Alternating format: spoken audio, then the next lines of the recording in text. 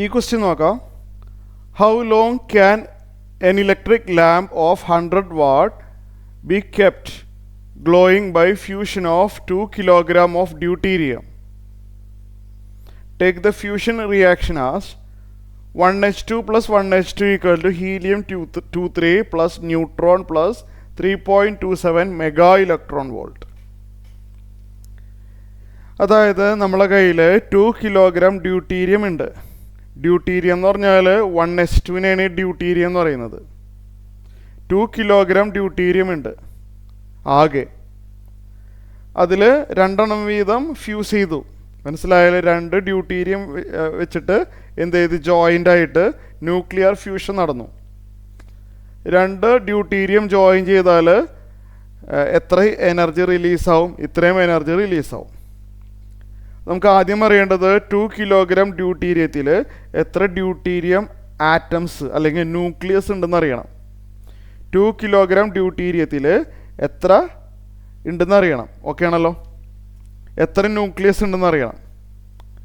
അപ്പോൾ number of atoms അല്ലെങ്കിൽ number of nucleus എങ്ങനെയാണെങ്കിലും പറയാം.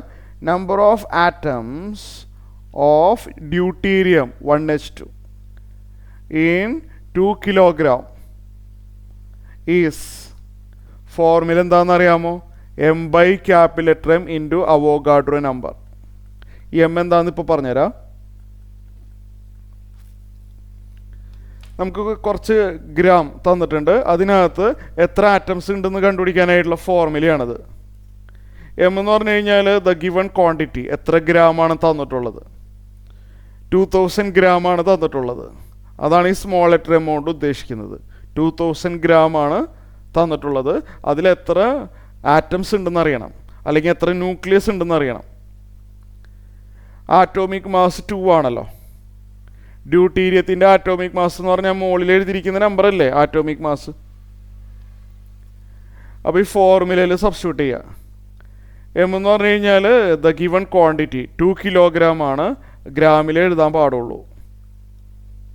ക്യാപിറ്റൽ ലെറ്റർ എം എന്ന് പറഞ്ഞു കഴിഞ്ഞാൽ നമുക്ക് വേണ്ട ആറ്റം ഇല്ലേ, അതിൻ്റെ ആറ്റോമിക് മാസ്, അത് 2 ആണ്. Into 6.023 into 10⁻23. ഇത് ചെയ്തു വരുമ്പോൾ 6.023 ഇൻറ്റു 10⁻26 ഇത്രയും ന്യൂക്ലിയൈ ഉണ്ട്. അതിൽ 2 വീതം വെച്ച് ജോയിൻ ചെയ്യാണ് അല്ലേ. ഇതിൽ 2 വെച്ചിട്ട് ജോയിൻ ചെയ്യാണ്. ഇതിനെ നമ്മളിങ്ങനെ 2 വെച്ചിട്ട് ഇങ്ങനെ ഗ്രൂപ്പ് ചെയ്ത് പോവാണ്. അപ്പോൾ ഇത്രയും ഡ്യൂട്ടീരിയം ന്യൂക്ലിയൈ ഉണ്ട്. അപ്പോൾ ഡ്യൂട്ടീരിയം ന്യൂക്ലിയയുടെ എത്ര പെയർ ഉണ്ടെന്ന് ചോദിച്ചു കഴിഞ്ഞാൽ നമ്പർ ഓഫ് പെയർ എന്ന് പറഞ്ഞാൽ 2 1H1 വേണമല്ലോ, 1H2 വേണമല്ലോ. അപ്പോൾ number of pairs of deuterium. ഇതിനെ പെയറാക്കാന്ന് പറഞ്ഞാൽ 2 വെച്ച് 2 വെച്ച് ഡിവൈഡ് ചെയ്താൽ മതി. Number of pairs will be 1/2 into 6.023 into 10⁻26. ഇത്രയും പെയർ ഉണ്ടാവും അല്ലേ. ഇപ്പോൾ ഉദാഹരണത്തിന് 4 ന്യൂക്ലിയൈ ഉണ്ടെന്ന് വിചാരിക്കുക. ഡ്യൂട്ടീരിയത്തിൻ്റെ 4 ന്യൂക്ലിയൈ ഉണ്ട് അല്ലേ. അപ്പോൾ എങ്ങനെ നമ്മൾ പെയർ ചെയ്യാൻ പോവാണ്. ഡ്യൂട്ടീരിയത്തിൻ്റെ 4 ന്യൂക്ലിയൈ ഉണ്ട്. ഇവർ തമ്മിൽ പെയർ ചെയ്തു. അങ്ങനെ ഇവർ തമ്മിൽ ഫ്യൂസ് ചെയ്തു, എനർജി കിട്ടി. ഇവർ തമ്മിൽ പെയർ ചെയ്തു, അവർ തമ്മിൽ ഫ്യൂസ് ചെയ്തു, എനർജി റിലീസായി. അപ്പം 4 ഡ്യൂട്ടീരിയം ന്യൂക്ലിയൈ ഉണ്ടെങ്കിൽ 2 പെയറാണുള്ളത്. ഒരു പെയറിൽ നിന്നാണ് 3.27 മെഗാ ഇലക്ട്രോൺ വോൾട്ട് കിട്ടുന്നത്. സിംഗിൾ പെയർ, ഈ പെയറിൽ നിന്ന് 3.27 കിട്ടും. അപ്പോൾ 2 പെയറിൽ നിന്ന് 2 ടൈംസ് 3.27 മെഗാ ഇലക്ട്രോൺ വോൾട്ട് കിട്ടും. അപ്പോൾ ഞാൻ പറഞ്ഞു വന്നത് ആകെ ഇത്രയും ഡ്യൂട്ടീരിയം ന്യൂക്ലിയൈ ഉണ്ട്. ഞാനത് പെയറായിട്ട് ഗ്രൂപ്പ് ചെയ്യാണ്. കാരണം പെയർ ഉണ്ടെങ്കിലല്ലേ അവ തമ്മിൽ ഫ്യൂസ് ആവുള്ളൂ.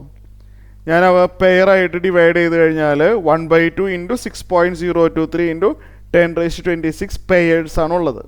പെയർ ഒരു പെയറിൽ നിന്ന് കിട്ടുന്ന എനർജിയാണ് 3.27 ഇൻറ്റു 3.27 മെഗാ ഇലക്ട്രോൺ വോൾട്ട്.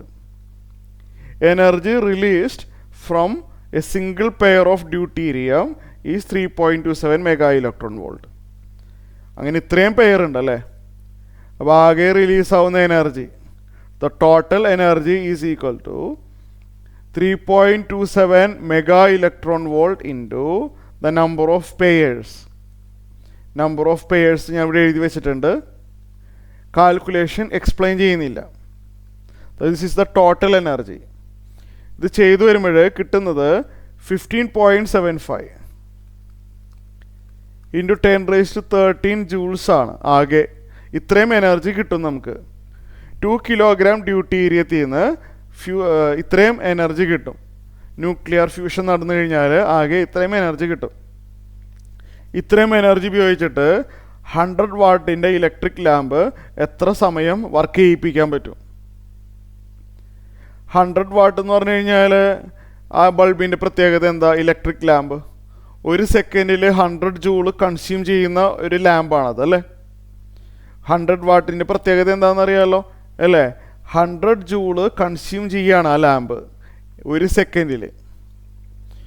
1 സെക്കൻഡിൽ 100 ജൂൾ കൺസ്യൂം ചെയ്യുകയാണ് ആ ലാമ്പ്. അപ്പോൾ ആ ലാമ്പിന് 1 ജൂള് എനർജി കൺസ്യൂം ചെയ്യാനായിട്ട് 1/100 സെക്കൻഡ് സമയം കൊണ്ട് 1 ജൂള് എനർജി അത് കൺസ്യൂം ചെയ്യും. സിമ്പിൾ അല്ലേ, രണ്ട് സൈഡിലും 100 കൊണ്ട് ഡിവൈഡ് ചെയ്തതാണ് അല്ലേ. 100 ജൂൾ എനർജി അത് കൺസ്യൂം ചെയ്യും 1 സെക്കൻഡ് സമയം കൊണ്ട്. അപ്പോൾ 1 ജൂൾ എനർജി അത് കൺസ്യൂം ചെയ്യാനായിട്ട് എത്ര സമയം എടുക്കും? 1/100 സെക്കൻഡ് ആ ലാമ്പ് എടുക്കും. ആകെ എത്ര എനർജിയാണ് ഇവിടെ അവൈലബിൾ? ഈ എനർജി മുഴുവനും ലാമ്പിന് യൂസ് ചെയ്യാണ്. ഇവിടെ ആകെ എത്ര എനർജി അവൈലബിൾ ആണ്? 15.75 ഇൻറ്റു 10⁻13 ജൂൾസ്. ഇത്രയും ജൂള് കൺസ്യൂം ചെയ്യാനായിട്ട് ലാമ്പിന് എത്ര സമയം എടുക്കും അല്ലേ. 1 ജൂള് കൺസ്യൂം ചെയ്യാനായിട്ട് 1/100 സെക്കൻഡ് എടുക്കുമെങ്കിൽ ഇത്രയും ജൂള് കൺസ്യൂം ചെയ്യാനായിട്ട് എത്ര സെക്കൻഡ് എടുക്കും?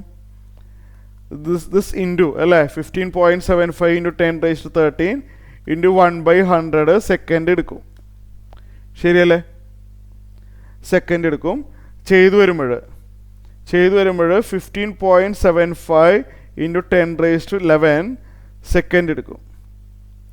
ഇങ്ങനെ എഴുതാം. ഇനി ഇതിന് വേണമെങ്കിൽ അവറിലോട്ടും ഇതിലോട്ടൊക്കെ കൺവേർട്ട് ചെയ്യാം, പക്ഷെ അത് നിർബന്ധമില്ല, ഇങ്ങനെ എഴുതിയാലും മതി.